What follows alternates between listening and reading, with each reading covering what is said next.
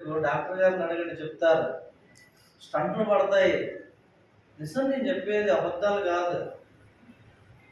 మీరు ఎట్లాగో వారం మధ్యలో ఉపవాసం ఉండరు, కనీసం ఆదివారమైన ఉపవాసం ఉండి రండి, స్టంట్లు పడకుండా ఉంటాయి. హల్లెలూయా. నిజము. ఎందుకంటే మనం తినే ఆహారము, ఆ కొవ్వు ఈ పక్క కళ్ళకి చేరితే పర్లేదు, అది కాస్త ఎక్కువైతే గుండెకి చేరింది అనుకోండి, ఆ చిన్న హోల్ ఉంటుంది, అది మూస్తే చాలు, పరదేశులము ప్రియురాల అంతే మన పాటలు. హల్లెలూయా. మనకు సత్యం చెప్తే మనకు కోపం వస్తుంది. మంచిది, మనం దేవుని వాక్యంలోకి వెళ్దాం. మొట్టమొదటి ఏంటి చెప్పండి అయ్యా? ఏంటిది? దేవుని నుండి మన హృదయాలను దూరం చేసేది ఇది. మన హృదయాల్ని దేవుడి నుండి దూరం చేసేది గర్వం. ఇది అప్పుడప్పుడు ఒక కొమ్ముల లెక్క మన మన మన హృదయంలో, మన మనసులో నుంచి లభిస్తుంది. చూడండి ఒకసారి సామెతల గ్రంథం 16వ అధ్యాయం 8వ వచనం చదవండి. 16వ అధ్యాయం 8వ వచనం, సామెతల గ్రంథం.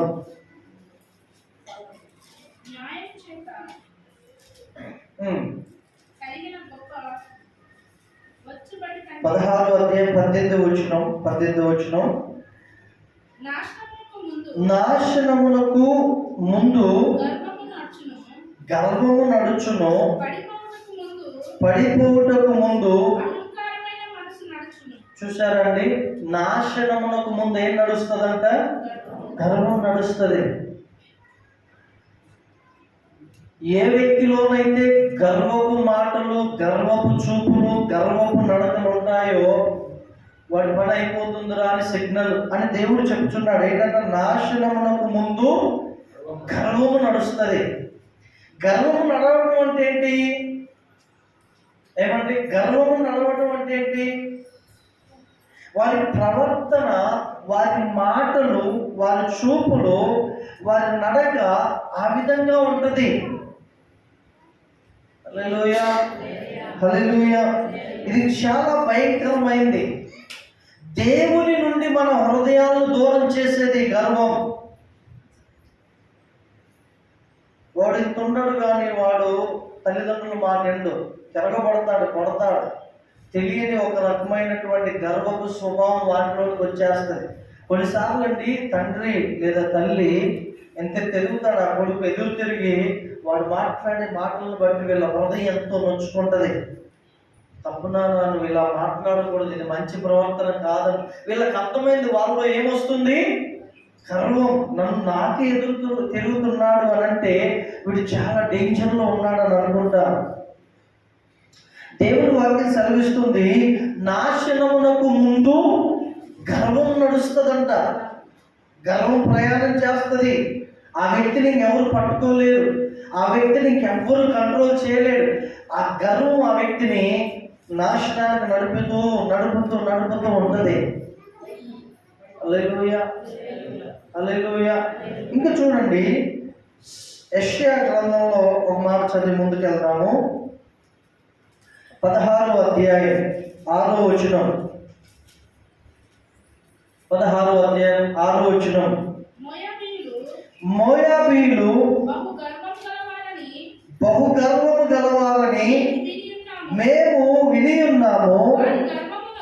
వారి గర్వమును గూర్చియు వారి అహంకార గర్వ క్రోధములను గూర్చియు విని ఉన్నాము. వారు వదరుట వ్యర్థమే. ఎవరిని గూర్చి దేవుడు ఇక్కడ వ్రాయించాడు? ఎవరంటే వీళ్ళు? హలో, అందరు చెప్పాలి, ఎవరు వీళ్ళు? మోయాబీయులు. వీళ్ళు మోయాబీయులు ఎక్కడి నుంచి వచ్చారో మనకు తెలుసు. ఆదికాండంలో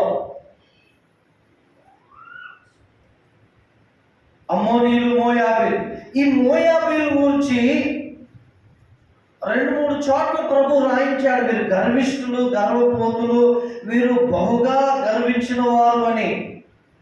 ఏమన్నాడండి ఇక్కడ దేవుడు? మోయాబీయులు బహు గర్వము గలవారని మేము విని ఉన్నాం. హల్లెలూయా. అది ఏమాత్రం క్షేమం కాదండి. ఇక్కడ దేవుడి బిడ్డలుగా మనం కూర్చొని ఉన్నాం. ప్రతి ఒక్క వ్యక్తి నమ్రత కలిగిన వాడుగా, సాధువుగా ఉండాలండి. గర్వం మనలో ఉండకూడదు, అది నాశనానికి దారి తీస్తుంది. హల్లెలూయా, హల్లెలూయా. చూడండి, కొన్ని ప్రదేశాల్లో, ఊరిలో కానీ కుటుంబంలో కానీ ఎవ్వరి మాట విండు ఆ వ్యక్తి. తనకు నచ్చినట్లుగా జీవిస్తాడు, తనకు నచ్చినట్లుగా వెళ్తాడు, కానీ సగము కాలం కూడా బ్రతకడు. కారణం ఏంటంటే నాశనములకు ముందు ఏం నడుస్తుంది? గర్వం.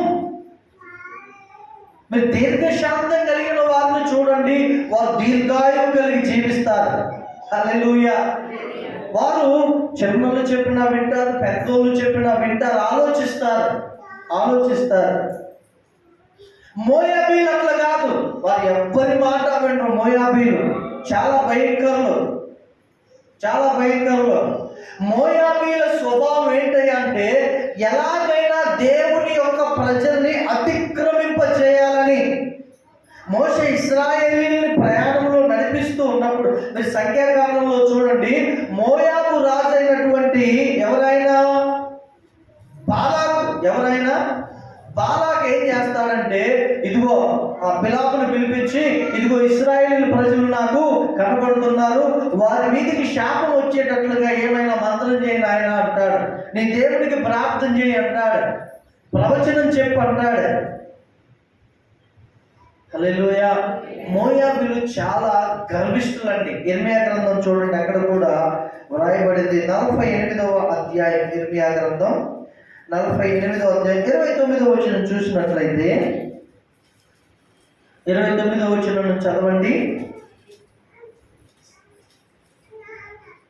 ఇర్మియా గ్రంథం 40. అయ్యా వింటున్నారా దేవుని బిడ్డలారా? ఏమన్నాడు ఇక్కడ? మోయాబీయుల గర్వమును గూర్చి. చూశారండి, వింటున్నారంట వాళ్ళ గర్వాన్ని గూర్చి. వారు బహు గర్వపోతులు. ఎంత మోయాబీల గురించి దేవుడు వాడుచున్నటువంటి పదాలు చూడండి, దేవుడు విడిపిస్తున్న పదాలు చూడండి. వారంట బహు గర్వపోతులంట. వారు బహు గర్వపోతులు. వారి అతిశయమును గూర్చి, గర్వమును గూర్చి, అహంకారమును గూర్చి, పొగరును గూర్చి మాకు సమాచారం వచ్చెను. చూసారా అండి? 33వ వచనం చూస్తే, ఫలభరితమైన పొలములో నుండి, మోయాబు దేశములో నుండి ఆనందమును సంతోషమును తొలగిపోయెను. ద్రాక్ష గానుగలలో ద్రాక్షరసమును లేకుండా చేయుచున్నాను. జనులు సంతోషించుచు తొక్కరు, సంతోషము నిస్సంతోషము ఆయను. హల్లెలూయా. మోయాబీలు ఒకప్పుడు వాళ్ళ పొలములు ఫలభరితమైనవే. వాళ్ళ పొలములు, బ్రదర్ వింటున్నారా? మోయాబీల పొలములు ఒకప్పుడు ఫలభరితమైనవే. ఇంకా ఏం చెప్తున్నాడు? మోయాబు దేశములో నుండి ఆనందము సంతోషము తొలగిపోయిన. అంటే అంతకుముందు ఆనందము ఉంది, సంతోషము ఉంది. కొన్ని కుటుంబాల్లో ఆనందము సంతోషం ఉంటుంది, కానీ ఒక వ్యక్తి గర్వంగా ప్రవర్తించడాన్ని బట్టి ఆనందము తొలగిపోయింది, సంతోషము తొలగిపోయింది.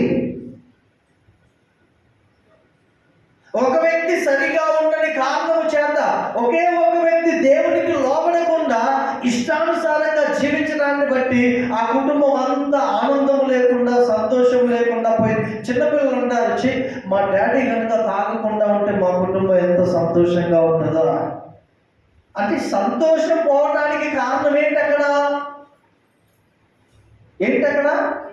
త్రాగుడు. సంతోషము పోవడానికి కారణం ఏంటక్కడ? గర్వం. మోయాబు దేశంలో మోయాబీల్లో అండి ఒకప్పుడు ఆనందము ఉంది, ఒకప్పుడు సంతోషం ఉంది. వీళ్ళు ఎప్పుడైతే గర్వపోతులుగా తయారయ్యారో, దేవుని మాట వినకుండా, దేవుని మాటకు లోపడకుండా, దేవుణ్ణి ప్రేమించకుండా, ఆ ఇష్టం మాదే. ఇంకేం చేశారు తెలుసా అండి వాళ్ళు? కిందికి వస్తారు 42వ వచనమా చూడండి. మోయాబు యెహోవా కంటే గొప్పవాడని. 35వ వచనం చూడండి. ఆయన 5వ వచనం, ఉన్నత స్థలమున బలులు అర్పించు వారిని దేవతలకు ధూపం వేయు వారిని మోయాబులో లేకుండా చేశారు. ఇది యెహోవా. అంటే వాళ్ళు ఏం చేస్తున్నారంట? దేవుణ్ణి కాదని ఇంకా వేరేటటువంటి విగ్రహారాధన చేస్తున్నారంట వాళ్ళు. అమ్మా అర్థమవుతుందా? దేవుణ్ణి కాదని ఏం చేస్తున్నారంట? బలులు అర్పిస్తున్నారంట, దేవతలకు ధూపం వేస్తున్నారంట. అందుకే అక్కడ లేకుండా నేను వారిని తరిమి వేస్తానంటున్నాడు దేవుడు. ఒకే ఒక విషయం దేవుని బిడ్డలారా, మన హృదయంలో గర్వం ఉన్నంతసేపు దేవుడు మనకు అర్థం కాడు. అసలు ఆయన మాట మీద ఏంటిలే అనిపిస్తుంది మనకు. గర్వం మన హృదయంలో ఉంటే ఆ పాస్టర్ గారు చెప్పే మాటలు వినేదేంటో మనకు తెలియదా తెలివి అనిపిస్తుంది గర్వం మనలో ఉంటే.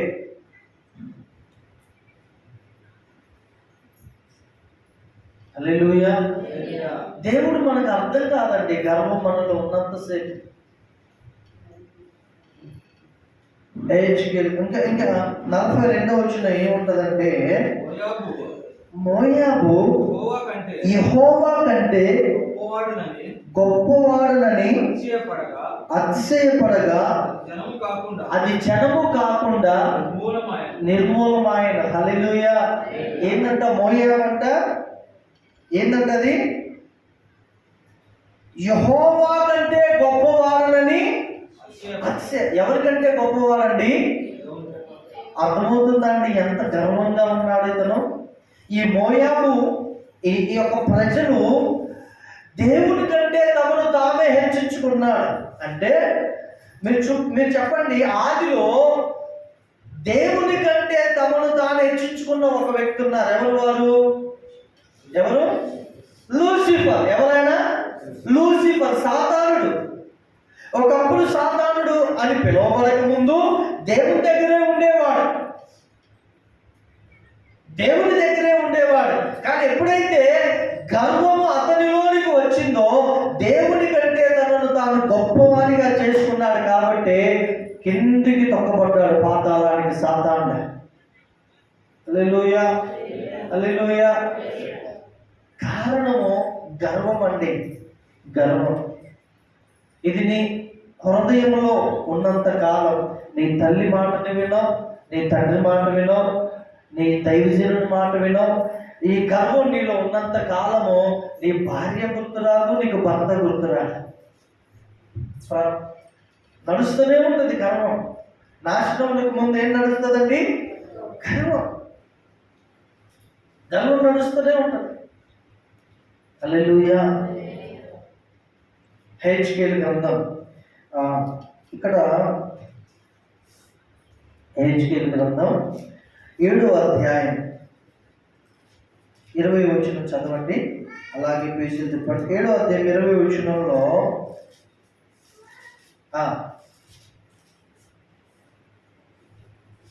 7వ అధ్యాయం 20వ వచనం హెచ్కేల్, శృంగారమైన ఆ యాభరణమును వారు తమ గర్వమునకు ఆధారముగా చూశారండి. శృంగారమైన ఆభరణములు ఏవి? 19వ వచనం చదివితే, తమ వెండిని వీధుల్లో పారవేయులు, తమ బంగారము నిషిద్ధమని ఎంచుదురు. యెహోవా ఉగ్రత దినమందు వారి వెండియే గాని బంగారమే గాని వారిని తప్పింపజాలదు. కింద చూడండి. కనుక దానివల్ల వారు తమ ఆకలి తీర్చుకొని జాలకపోదురు, తమ ఉదకమును పోషించుకొని జాలకపోదురు. 20వ వచనం, శృంగారమైన ఆభరణములు వారు తమ గర్వమును. చూసారా? మాకింత బంగారం ఉంది, మాకింత వెండి ఉంది, మేమే గొప్ప వాళ్ళం అన్నారంట ఇశ్రాయేల్ కాలంలో. అలా గర్వించారంటండి దేవుణ్ణి కాదని. చాలా మంది జీవితాల్లో మనం గమనిస్తాం దేవుని సంగమా. అప్పుడప్పుడు ఏమండి, కొంతమందికి దేవుడు ఆశీర్వదించి కొంత ధనాన్ని, ఏదో కొంత వెండిని బంగారం కొంత ఆస్తిని ఇస్తే ఎప్పుడు చూడని వాళ్ళై ఉంటారు. ఎలా ఉంటుందంటే వాళ్ళ ప్రవర్తన, పక్కింటి వ్యక్తి కూడా వాళ్ళ దృష్టికి ఎన్నికైన వ్యక్తిగా కనబడరిక. ఎప్పుడూ లేని ఐశ్వర్యము కనుక మనకు కలిగినప్పుడు ఇక వాళ్ళని ఎవరు పట్టుకోలేరండి వాళ్ళ గర్వానికి. ఇశ్రాయేలీయుల పరిస్థితి అలా ఉంది.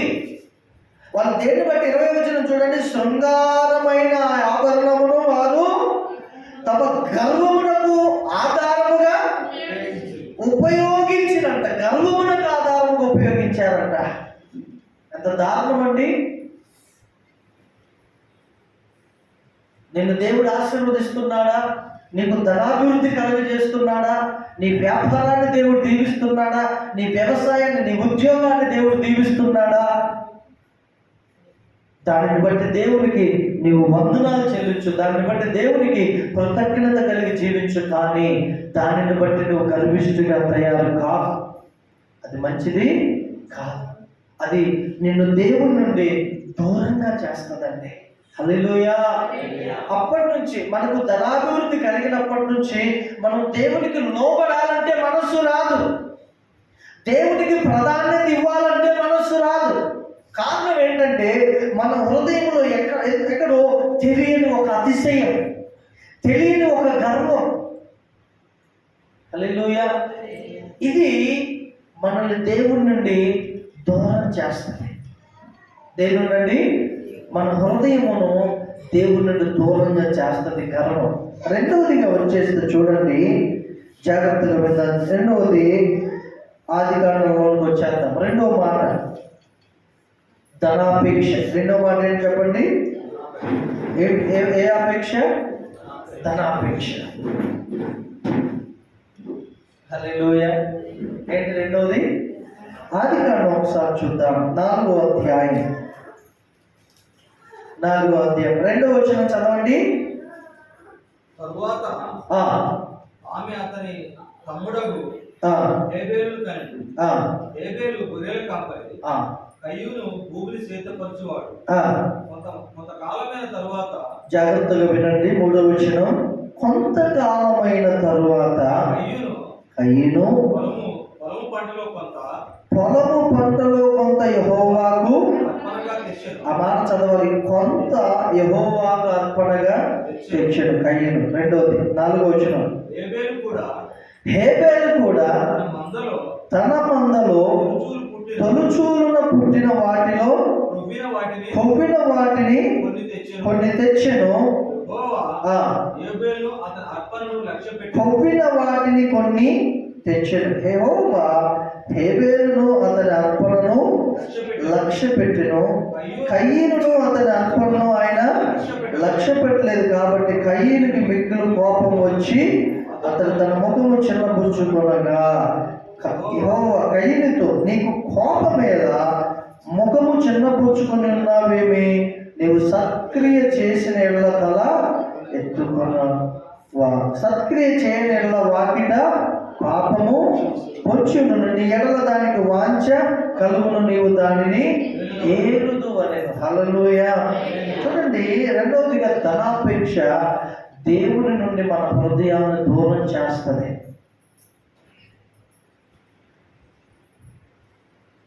ప్రభావం అర్థమవుతుందా? దేవుని నుండి మన హృదయాన్ని, ఇక్కడ కయ్యూను హేబేలను మొట్టమొదటి స్త్రీకి పుట్టినటువంటి బిడ్డలు, అవ్వ ఆదాముకు పుట్టినటువంటి మొట్టమొదటి బిడ్డలు కయ్యూను మొదటివాడు, రెండవవాడు హేబేలు. ఈ భూమి మీద సంతానంలో ప్రథమ సంతానం అనగా మొట్టమొదటిగా మానవులకు అవ్వ ఆదాముకు జన్మించిన వాడు కయ్యూను, మొదటివాడు హేబేలు రెండవవాడు. కయ్యూనేమో వ్యవసాయం చేసేవాడు. ఏం చేసేవాడంట? వ్యవసాయం. హేబేలేమో గొర్రెలు కాపరి. అప్పటికి వాళ్ళకు గొర్రెలు ఉన్నాయి. ఏమండి? ఎందుకంటే ఏదేను తోటలో నుంచి దేవుడు అవ్వనాదామును నెట్టేశాడు, గెంటేశాడు. వారు గొర్రెలు శాంతిపరుస్తున్నారు. అలాగా గొర్రెలు కాస్తున్నాడు చిన్నవాడు హేబేలు, పెద్దవాడేమో వ్యవసాయం చేస్తున్నాడు. హల్లెలూయా. అయితే ఈ కయ్యూను మీరు చూడండి, తాను పండించిన పంటలో, విస్తారమైన దేవుడిచ్చినటువంటి పంటలో కొద్దిగా దేవుడికి అర్పణ తెచ్చాడు. ఆ అర్పణ దేవుడు అంగీకరించాడా? లేదు, అంగీకరించడా. దేవుని సంగమా, మనము దేవుడు అర్పించేటటువంటి లేదా దేవుడికి మనం అర్పించే అర్పణ దేవుడు అంగీకరించేదిగా ఉండాలి. దేవుడికి స్తోత్రం. చూడండి, ఈయన కూడా హేబేలు కొన్నే తెచ్చాడంట. 4వ వచనంలో హేబేలు కూడా తన మందలో తొలుచూలు పుట్టిన వాటిలో కొమ్మిన వాటిని కొన్ని తెచ్చెను. చూసారా, ఈయన కూడా కొన్నే తెచ్చాడు, కానీ ఇతని అర్పణను దేవుడు అంగీకరించాడు. హల్లెలూయా. ధనాపేక్ష లేకుండా మనం ఉన్నప్పుడు దేవుని బిడ్డలారా, మనకు దేవుడే ఆపేక్షగా, దేవుడినే మనం ఆశగా కలిగి మనం ఉంటాం. దేవునికి స్తోత్రం. చూడండి, 2వ రాజుల గ్రంథం, రాజుల 2వ గ్రంథం, దానికి ముందు మత్తయి సువార్త చూడండి. మత్తయి సువార్త 6వ అధ్యాయం 24వ వచనం చదవండి. 6వ అధ్యాయం 24వ వచనం. అలాగే రాజులు 2వ గ్రంథం 5వ అధ్యాయం 20వ వచనం నుంచి. మత్తయి సువార్త 6:24 చదవండి కదా. ఎవడును ఇద్దరు యజమానులకు, చూశారండి, ఇద్దరు యజమానులకు ఎవడు దాసులుగా ఉండనేరడు. వాళ్ళతో ఒకడేమో ఒకరిని ద్వేషించి ఒకరిని ప్రేమించును, లేదా ఒకరి పక్షముగా నుండి ఒకరిని తృణీకరించును. చూడండి, మీరు దేవునికి సిరికిని దాసులుగా ఉండలేరు. చూసారా అండి, ఎందుకు దేవుడు ఆ మాట చెబుతున్నారంటే, మనుషులు రాబోయే రోజుల్లో మనుషులు అప్పటికే దేవుని స్థానాన్ని సిరికి అనగా సంపదకి స్థానాన్ని దేవుడు ముందుగానే ఆలోచించాడు. ఏ స్థానాన్ని? దేవుని స్థానాన్ని.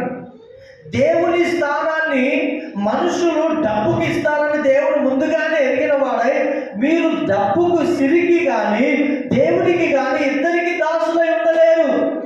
మీరు ఉంటే దేవునికైనా దాసులై ఉంటారు, లేదా సిరికైనా దాసులై ఉంటారని యేసు ప్రభు చెప్పాడు. నేను కాదు, ఎవరండి? యేసు ప్రభు చెప్పారు. మీరు దేవునికి సిరికిని దాసులుగా మీరుంటే సిరికైనా దాసులుగా ఉంటారు, లేదా దేవునికైనా దాసులుగా. ఒక వ్యక్తి ఉన్నాడండి, ఆయన పేరు గేహజీ. అందరూ చెప్పండి, గేహజీ. ఆయన పేరేంటి?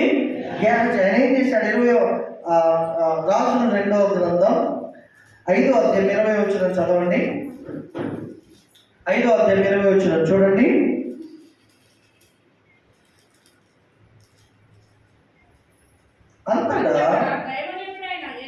అంతటా దైవజనుడైన ఎలీషాకు సేవకుడు గెహజీ సిరియనుడైన ఈ నయమాను తీసుకుని వచ్చిన వాటిని అంగీకరించుటకు నా యజమానునికి మనస్సు లేకపోయిన కానీ యెహోవా జీవము తోడు, నేను పరిగెత్తుకొని పోయి అతన్ని కలుసుకొని అతని యొద్ద ఏదైనా తీసుకుందని అనుకొని. చూడండి, ఇక్కడ గెహజీ అనేటటువంటి ఒక సేవకుడు ఉన్నారు. ఎవరున్నారండి? సేవకుడు.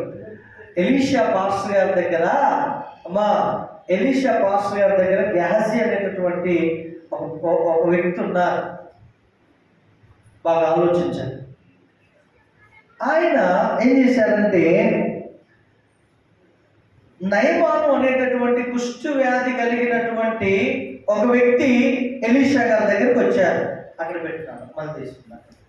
ఎలీషా గారి దగ్గర రాగానే మీరు చూడండి, ఎలీషా గారు అన్నారు, అయ్యా, నీ వెండి వద్దు, నీ బంగారం వద్దు, ఇదిగో నువ్వు దేవుణ్ణి ఆరాధించి దేవుణ్ణి నమ్ముకోని చెప్పగానే అతను చక్కగా సంతోషంగా స్వస్థ సిద్ధుడై వెళ్ళిపోతాడు.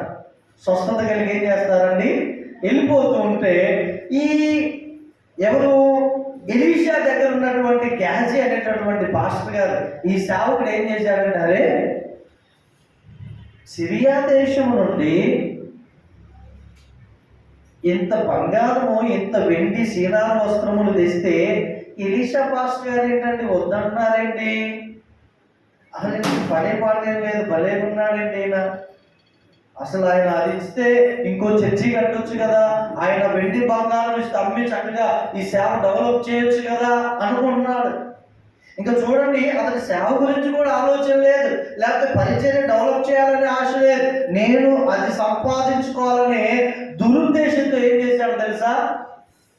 ఏదో పని అప్పగించుంటాడు సేవకుడు, ఆ గదిలో ఉన్నవాడు ఉండకుండా ఏం చేశాడంటే, నేను పరిగెత్తుకొని వెళ్ళి అతన్ని కలుసుకుంటా. ఎవరిని? నయమాన్ని. ఎవరినండి?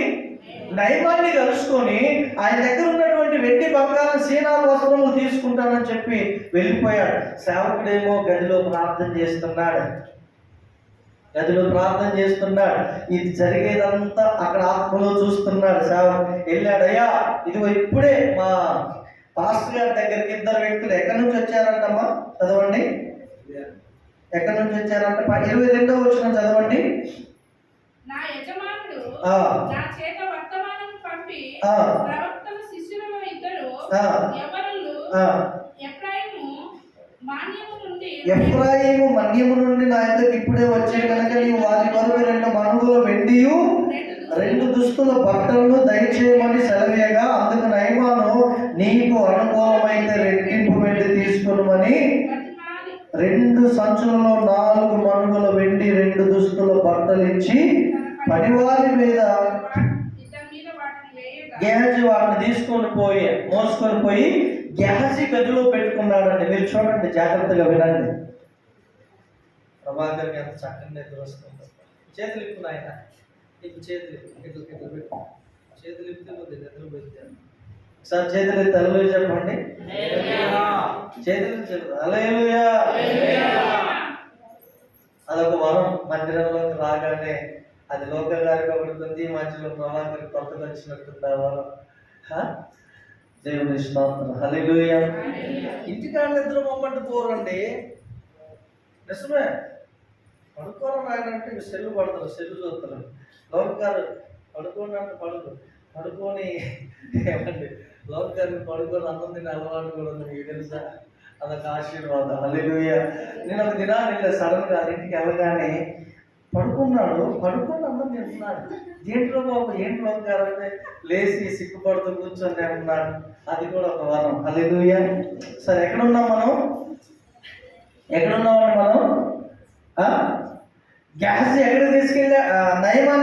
గెహజీ నయమాన్ ఇచ్చినటువంటి 4 మణుగుల వెండి 2 దుస్తులు ఎక్కడ తీసుకెళ్ళాడు? గదిలోనికి తీసుకెళ్ళి ఆడబెట్టి చక్కగా వచ్చి ఇదిగో ఎలీషా పాస్టర్ గారి ముందు నిలబడ్డాడు. ఎలీషా పాస్టర్ గారి ముందు నిలబడగానే ఎలీషా పాస్టర్ గారు అడుగుతున్నాడు గెహజీని, గెహజీ నువ్వు ఎక్కడికి వెళ్ళావు అన్నాడు. గెహజీ నువ్వు ఎక్కడికి వెళ్ళావు అంటే, నేను ఎక్కడికి వెళ్ళాను యజమానుడా, నా ప్రభువా నేను ఎక్కడికి వెళ్ళాను అన్నాడు. ఇది వచ్చింది కాబట్టి ఒక సంఘటన చెప్తాను, వినండి. అమెరికా దేశానికి బక్సింగ్ అయ్యగారు, హెబ్రోన్ చర్చ్ ఫౌండర్ బక్సింగ్ అయ్యగారు అమెరికా దేశానికి మీటింగ్స్కి వెళ్ళాడని. వెళ్ళగానే అక్కడ రోల్స్ రాయల్స్ కార్ల అధినేత ఒక ఆయన ఆ మీటింగ్కి అటెండ్ అయ్యాడంట. 3 రోజులు 4 రోజులు అటెండ్ అయ్యి లాస్ట్లో బక్సింగ్ అయ్య గారితో ప్రార్థన చేయించుకొని వెళ్ళేటప్పుడు అన్నాడంట, అయ్యా ఒక 15-20 కార్లు రోల్స్ రాయల్స్ కార్లు ఉన్నాయి కదా, ఇండియా దేశం తీసుకొని వెళ్ళి అక్కడ పరిచర్యలు వాడుకోండి మీరు సేవలో అన్నాడంట. 15-20 కార్లు అంటే మామూలు విషయం కాదు. ఒక్కొక్క కారు 2 నుంచి 6 లక్షలు కోట్లు ఉంటుంది, 2 నుంచి 6 కోట్లు ఉంటుంది, 4 కోట్లు 6 కోట్లు రోల్స్ రాయల్స్ కారు.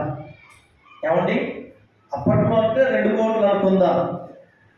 నా పొద్దున ఆయన అన్నాడంటే, నేను కార్లలో సేవ చేయలేను, నేను నా విధానం వేరేనా అని చెప్పి వస్తుంటే ఆయనకి తోడుగా వెళ్ళినటువంటి అసిస్టెంట్ పాస్టర్ని అడిగాడంటే, ఏవయ్యా నువ్వైనా ఒక 2 కార్లు తీసుకెళ్ళయ్యా, నేను పంపిస్తాను, అడ్రస్ చెప్పండి అంటే ఈ సేవకుడు అన్నాడంట, నన్ను గెహజీని చేయాలని చూస్తున్నారా మీరు అన్నాడంట. హల్లెలూయా.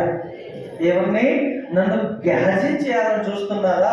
నేను గెహజీ లాంటి వాడిని కాను నాయన అన్నాడంట. ఇక్కడ ఏమంటున్నాడు చూడండి, కింద 26వ వచనం వస్తే, 25వ వచనం చూస్తే, అప్పుడు లోపలికి పోయి తన యజమానుని ముందర నిలవగా ఎలీషా వానిని చూచి, గేహజీ, నీవెచ్చట నుండి వచ్చితివని అడిగినందుకు వాడు, నీ దాసుడనైన నేను ఎచ్చటికి అబద్ధం ఆడాడు. అక్కడ సిరియావాడైన నయమాను ముందు ఎఫ్రాయిము నుండి ఇద్దరు ప్రవక్తల శిష్యులు వచ్చారని అబద్ధం ఆడాడు. ఇక్కడేమో తన యజమానుడు లేదా తన పాస్టర్ గారి ముందు కూడా వచ్చి అబద్ధం ఆడుతున్నాడు. అయ్యా నేను ఎక్కడికి వెళ్ళా. కొన్నిసార్లు విశ్వాసులు అబద్ధం ఆడుతూ ఉంటారు. అమ్మా ఏమైందమ్మా, ఏమి కాలేదండి, సింపుల్గా అబద్ధం ఆడతారు. చర్చికి ఎందుకు రాలేదమ్మా, ఏదో అబద్ధ కారణాలు చెప్తారు, హెల్త్ బాగాలేదనో ఏమండి, సింపుల్గా. గ్యాజీ స్వభావం అప్పుడప్పుడు మనలోకి వస్తుంది, జాగ్రత్త. ఇది గ్యాజీ స్వభావం. సేవకులతో అబద్ధం ఆడుతున్నాము అని అంటే గ్యాజీ ఏ విధంగానైతే సేవకుని కొంతమంది అండి సిస్టర్స్ వాళ్ళు బట్టి దేవుని ఉన్నది ఉన్నట్టుగా చెప్తారు, దాచుకోరు, యథార్థంగా అలా బ్రతకాలి మనం. హల్లెలూయా. కొంతమంది పురుషులు కూడా ఉన్నది ఉన్నట్లుగా చేసింది తప్పే ఒప్పుకుంటారు, అంతే. ఇందువల్ల మేము చర్చికి రాలేదు పాస్టర్ గారు అంటారు, కానీ అబద్ధాలు ఆడరు. కొంతమంది ఇంటికాడ ఖాళీగా ఉన్న అసలు చాలా ఇదండి, అది మా కొడుకు అది చేశాడండి, మా ఆయన ఇది చేశాడండి, లేదా అసలు చాలా పని వేరే కానీ చెప్పేది ఇంకొకటి, చేసింది వేరే చెప్పేది. ఇది ఎవరి స్పిరిట్ అయ్యా అంటే గ్యాజీ స్పిరిట్. ఎలీషా ముందుకు వచ్చి అన్నాడు, నువ్వు ఎక్కడికి వెళ్ళావు గ్యాజీ అంటే, ఇతను ఏమంటున్నాడు చెప్పండి అందరూ, నీ దాసుడనైన నేను, నా యజమానుడు నేను ఎక్కడికి వెళ్ళలేదయ్యా. అయితే ఆయన అంటున్నాడు చూడండి కింద 26వ వచనం, అందరు కలిసి చదువుదా 25వ మాట. అంతటా ఎలీషా వారితో, ఆ మనుష్యుడు తన రథము దిగి నేను ఎదుర్కొనుటకు తిరిగి వచ్చినప్పుడు నా మనస్సు నీతో కూడా రాలేదా? ద్రవ్యమును, వస్త్రములను, ఒలివ చెట్ల తోటలను, ద్రాక్ష తోటలను, గొర్రెలను, ఎడ్లను, దాసదాస్యలను సంపాదించుకోవడానికి ఇది సమయమా? కాబట్టి నయమానులకు కలిగిన కుష్టు నీకును నీ సంతతికి సర్వకాలము అంటియుండునని చెప్పగా, వాడు మంచు వల్లే తెల్లనైన కుష్ఠము కలిగి ఎలీషా ఎదుటి నుండి బయటికి వెళ్ళిపోయాడు. ఎంత మంచి సేవ చేసే యోగం దేవుడు ఇచ్చాడండి, భాగ్యము దేవుడు ఇచ్చాడు. సేవ చేయకుండా ధనాపేక్ష కలిగి గ్యాజీ ఏం చేశాడండి, 4 మణుగుల వెండి తీసుకోగలిగాడు, 2 దుస్తుల సినారు వస్త్రములు తీసుకోగలిగాడు. కానీ ఏ నయమానికైతే కుష్టు వ్యాధి పోయిందో ఆ పోయిన కుష్టు వ్యాధి ఈ వ్యక్తికి వచ్చింది. కారణం ఏంటంటే 2 స్థలాల్లో అబద్ధం ఆడాడు. అక్కడ నయమాన్ దగ్గర అబద్ధం ఆడాడు, ఎఫ్రాయిము నుండి ఇద్దరు ప్రవక్తల శిష్యులు వచ్చారని. ఇక్కడ ఎలీషా గారితో కూడా నేను ఎక్కడికి పోలేదయ్యా అని అబద్ధం ఆడాడు. ఇంకో విషయం తెలుసా, అసలు దైవజనుడు ఏమీ చెప్పలేదు. ఇతడు వెళ్ళి ఇప్పుడే దైవజనుడు నేను 2 మణుగులు వెండి ఏమన్నాడు, 2 దుస్తులు ఏమన్నాడయ్యా అంటున్నాడు. దేవుడు బిడ్డలారా, మనం జాగ్రత్తగా ఉండాలి. మన సేవకునికి మనం అపకీర్తి తెచ్చే వారముగా ఉండకూడదు. మన సేవకునికి మనం చెడ్డ పేరు తెచ్చే వారంగా ఉండకూడదు. ఒక వ్యక్తి పాపము చేస్తే సంఘం అంతా కలిగిలేదు, తెలుసా అండి? ఎంత జాగ్రత్తగా, ఎంత భయం కలిగి ఉండాలో సంఘంలో. ఎందుకంటే సంఘాన్ని సమాజం చూస్తూ ఉంటుంది. ఒక క్రైస్తవుని 1000 కన్నులు పరీక్షిస్తూ ఉంటాయి, తెలుసా మీకు? సింపుల్గా అంటారు, మీరేంటండి ఆదివారం మందిరానికి వెళ్తారు, మీరేంటండి ఇలా బూతులు తిడుతున్నారు ఏంటండి, ఇలా గొడవలు పెడుతున్నారు ఏంటండి అంటారు. ఎందుకు తెలుసా? మందిరానికి వెళ్ళేవారు పరిశుద్ధంగా ఉంటారనే ఒక నియమం, వాక్య నియమం. హల్లెలూయా. గ్యాజీ తను ధనాపేక్ష కలిగి వెళ్ళాడు కానండి, కుష్టు వ్యాధిని సంపాదించుకున్నాడు. తరతరములు, అతను ఒక్కడికే కాదు, సర్వయుగములు అన్నాడు. అక్కడ ఎంతమంది కంట? సర్వకాలం అంట, నీ సంతతికి సర్వకాలం. అందుకే తల్లిదండ్రులుగా మీరు చాలా జాగ్రత్తగా ఉండాలి. ఒకవేళ మీరు పాపము చేస్తే ఆ పాపం బిడ్డలకు పిల్లల తరాలకు వెళ్తుందండి, తెలుసా? ధనాపేక్ష మన హృదయాన్ని దేవుడి నుండి దూరం చేస్తుంది. ఆఖరిగా మాట చెప్పి నేను ముగించేస్తాను. ఆఖరిగా దేవుడి బిడ్డలు అనేది చాలా ప్రాముఖ్యము. ఇది కనపడకుండా వ్యాపించేటటువంటి కార్యం ఏమిటయ్యా ఇదంటే, మొట్టమొదటిగా ఏంటి దేవుడి నుండి మనల్ని దూరం చేసేది? గర్వం. రెండవదిగా ధనాపేక్ష. మూడవది వ్యభిచారం. ఇది చాలా డేంజర్ అండి. ఇది బయటికి కనపడదు కానీ ఇది రహస్యంగా జరిగే కార్యం. మీరు చూసినట్లయితే నెహెమ్యా గ్రంథం ఒకసారి చూడండి. నెహెమ్యా గ్రంథం, బైబిల్ అందరూ చూడాలి, మనం 10 నిమిషాల్లో ముగించుకుందాం. నెహెమ్యా గ్రంథం. Thank you lord Jesus. Hallelujah. Page number 403 page. 403 కాదు, 13వ పేజీ, 13వ అధ్యాయం నెహెమ్యా గ్రంథం 26వ వచనం చదవండి. ఇంటి కార్యములు జరిగించి ఇశ్రాయేలుల రాజైన సొలొమోను పాపం చేయలేదా? అనేక జనములలో అతని వంటి రాజు లేకపోయినను అతను తన దేవుని చేత ప్రేమింపబడిన వాడై ఇశ్రాయేలు మీద రాజుగా నియమింపబడినను అన్యస్త్రీలు అతని చేత సహ పాపము చేయించలేదు. చూసారండి, చూసారా? అంత డేంజర్ అంటే. దినాల్లో వ్యభిచారం అనేది చాలా కామన్ గా జరుగుతున్నటువంటి ప్రక్రియ అండి ప్రపంచంలో. కొంతమందిని చూస్తే భయం వేస్తుంది. చాలా కామన్ గా చిన్న పిల్లల నుంచి సెల్ ఫోన్లు ఎప్పుడైతే ఈ 5G ఎప్పుడైతే డెవలప్ అయిందో పల్లెటూర్లలో కూడా పిల్లలంతా పాడైపోతున్నారు, సగం పాడైపోయిన వారు. ఇది దేవుడి నుంచి అలా దూరం చేస్తుందండి ప్రజల్ని. కింద చూస్తే సొలొమోను గురించి చెప్పాడు కదా. రాజులు మొదటి గ్రంథం 11వ అధ్యాయం చూడండి ఒకసారి. 2వ వచనం చదవండి అమ్మా. రాజులు మొదటి గ్రంథం 11వ అధ్యాయం 2వ వచనం.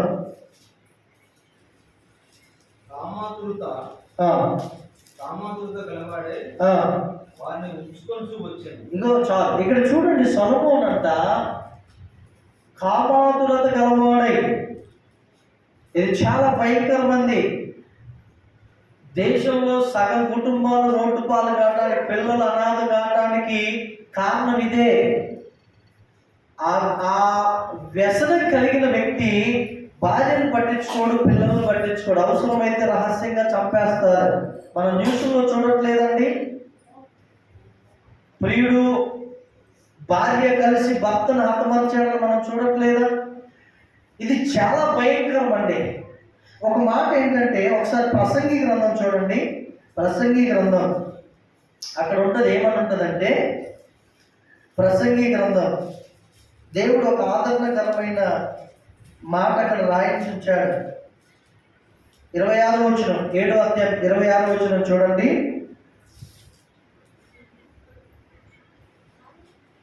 మరణము కంటే ఎక్కువ దుఃఖము కలిగించినది ఒకటి నాకు కనబడెను, అది వలల వంటిదై ఉరుల వంటి మనస్సును బంధకముల వంటి చేతులను కలిగిన స్త్రీ.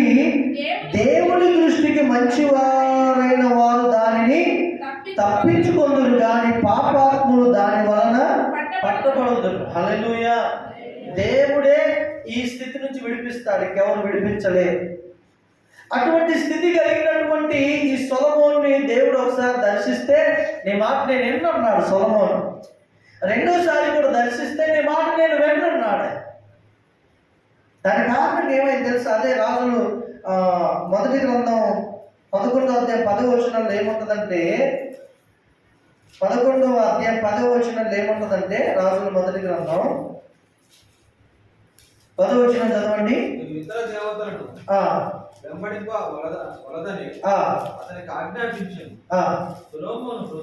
చూసారండి, ఇవి ఈ అన్ని స్త్రీలను ఇలా మోహించి చేసుకోవడం వల్ల సొలొమోను హృదయం అంట ఆయన యొద్ద నుండి తొలగిపోయిన యెహోవా తనకిచ్చిన ఆజ్ఞను అతడు గైకొనకపోగా యెహోవా అతని మీద కోపగించి. హల్లెలూయా. ఇది చాలా డేంజర్ దేవుని బిడ్డలారా. దేవుని మాట వినరు, సేవకుని మాట వినరు. ఈ యొక్క పరిస్థితిలో ఉన్నవారు వారి హృదయం ఎలా అని అంటే దేవుని నుంచి దూరంగా వెళ్ళిపోయింది. దేవుని భయం ఉండదు. ఈ దినాల్లో చాలా ఎక్కువైపోతున్న పరిస్థితి వ్యభిచారం. అనేక మంది కట్టుకొనినటువంటి కుటుంబాలను కూడా కూల్చిపడేసేటటువంటి హేయమైన కార్యం ఇది. మన జీవితంలో క్రైస్తవులుగా దేవుని బిడ్డలముగా మనం చాలా జాగ్రత్తగా ఉండాలి. దేవుని బిడ్డలారా, టెంప్టేషన్స్ అనేవి, శోధనలు అనేవి కామన్ ఈ లోకంలో. కానీ దేవుని బిడ్డలను క్రైస్తవులుగా మనం వాటిని జయించి అధిగమించి దేవుని భయము కలిగి ముందుకు వెళ్ళాలి. దేవునికి స్తోత్రం కలుగును గాక.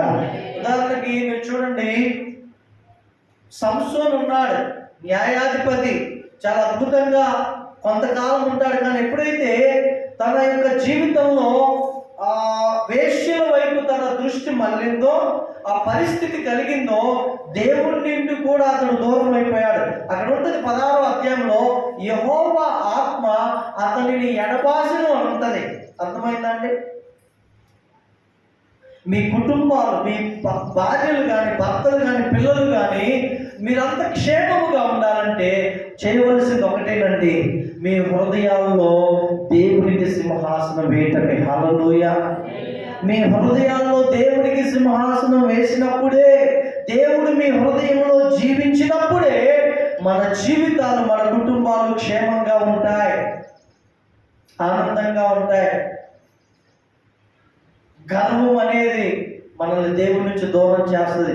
ధనాపేక్ష అనేది అసలు దేవుడిని కూర్చిన ఆలోచన లేకుండా చేస్తుంది.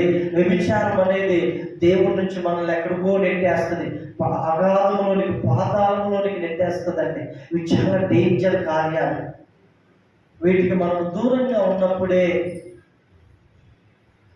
మన జీవితాలు ఆశీర్వాదకరంగా, క్షేమంగా, ఫలభరితంగా ఉంటాయి. హల్లెలూయా. ప్రభు కొద్ది మాటలు మన వ్యక్తుల్లో దీవించును గాక. కళ్ళు మూసుకుందాం, ప్రార్థన చేద్దాం. Thank you Jesus. అందరికీ